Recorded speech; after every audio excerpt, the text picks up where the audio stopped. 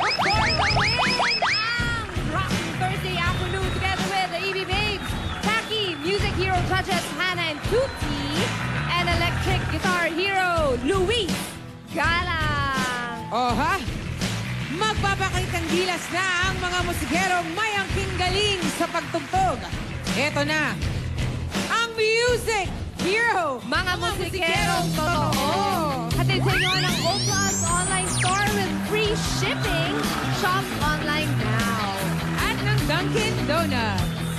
Una nang nagpaandar sina guest judges Hannah and Tuti. Sila ang tututok sa Music Heroes today. Kasama si Dabber Cats, Alan King. Yes, ang mga Music Heroes squad. Parami na po sila ng parami, mga Dabber Cats. Sino pa kaya ang madadagdag sa kanila sa 6th semi-final round? Abangan na pagharap-harap sa Sabado.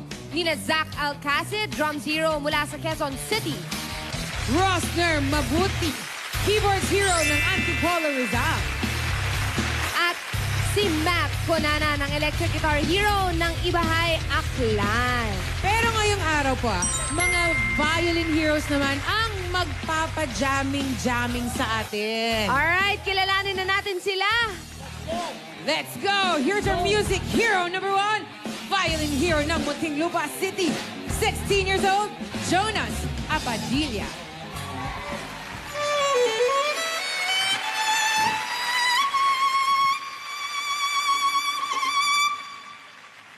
Music hero number 2, violin hero ng Tayabas City, Quezon, 17 years old, Gino Labitigan.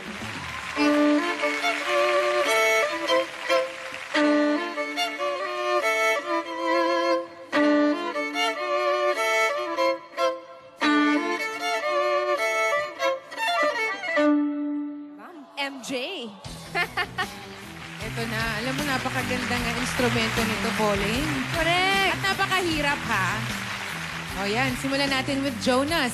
Si Jonas ay member ng Rondalia Band ng school. So, ang dami mong instruments na alam. Opo, marami naman po. Okay, so ano-ano pang tinutugtog mo bukod sa violin, Rondalia? Yes, different kinds like guitar, piano, and other rondalia instruments. Ay, di ikaw na. Ikaw na talaga. Oh, ito naman si Gino ay second-year music major in violin. Bakit naisipan mong ituloy-tuloy siya, kinuha mo pa siyang course? Kasi music is my passion po talaga. Hindi ko po nakikita yung sarili ko sa ibang profession. So, kung passion ko po talaga siya, in the long run, hindi siya magiging trabaho para sa akin kasi mahal ko po yung ginagawa ko. Uy, ang sarap nun, ha? Sarap. Tsaka kaya pinag-aaralan niya, might as well, di ba? Oo. Pero gusto ko yung hair niya, Pauline. Oo nga eh. Match kami. Oo. Pareho daw silang tumutugtog ng iba pang mga instrumento bukod sa violin. Ikaw, bukod sa violin, ano pa? Ano po? Guitar, piano, ukulele. So, apat. Apat ang alam ni Gino na instrumento. Pareho sila. Patas ang laban ngayon. Patas. Ano ba ang isang kanta na kaya mong tugtugin sa violin? Na kaya mong tugtugin din sa piano, sa guitar, tsaka sa ukulele? Pwede bang marinig?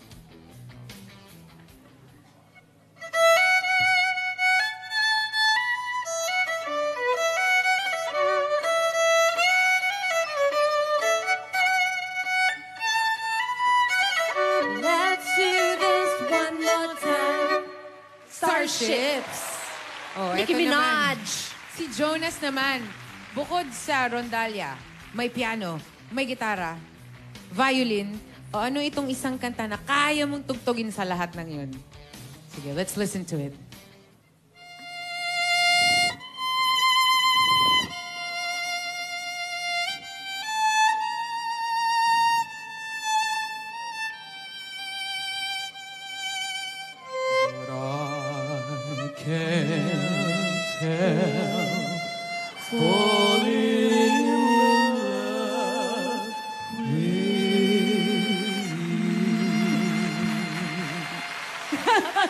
Lakas makalalaki nun, Aisen. Pogi natin, pare, ah. Oh, ito na. Bukod doon, sino ba ang nagturo sa'yong mag-violin? Or sino nag-influence sa'yo?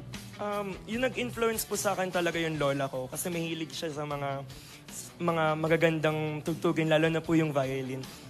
So ibig sabihin, tuwing reunions, lagi kang pinatutugtog ni Lola. Tama ba? Opo. Lagi po ang pinapatugtog ni Lola ko. Okay, ano yung laging nire-request sa'yo ni Lola? Ano po, yung Top of the World. Ayan, gusto ko yan. Gusto ng mga Lola yan. Lola, this is for you. O yung Lola ko rin nanonood sa Batangas. Hi, Lola. Okay. Let's go. Down on creation and the only explanation I can find. It's the love that I've found ever since you've been around. Your love puts me at the top of the world. Yan! Taray! Ikaw, Gino, palagi ka rin ba pinapatugtog pag may mga family gatherings? Opo, pati po minsan sa kasal ng relatives ko tumutugtog. Uy, hanggang kasal, Uy, ang sarap ha. Ano yun? Meron ka May bayad o wala? Pag relatives po, minsan wala na. Okay. For the love, For the kumbaga. love, syempre. Ano ba ang palaging nire-request? Yung number 1 requested song? Valentine po. Aba, love Uy, song. gusto ko Pangkasal yan. nga. Oo. Sige, go.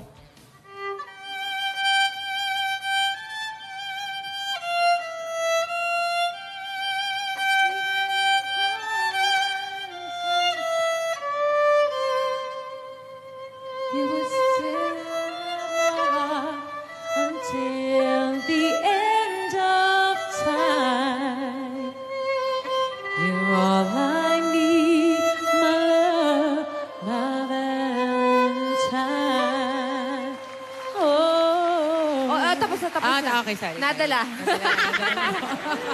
Alright, simulan na natin ang Battle of the Violin. Unahin na natin dyan, from Muntinlupa City, 16 years old, Jonas Abadilla.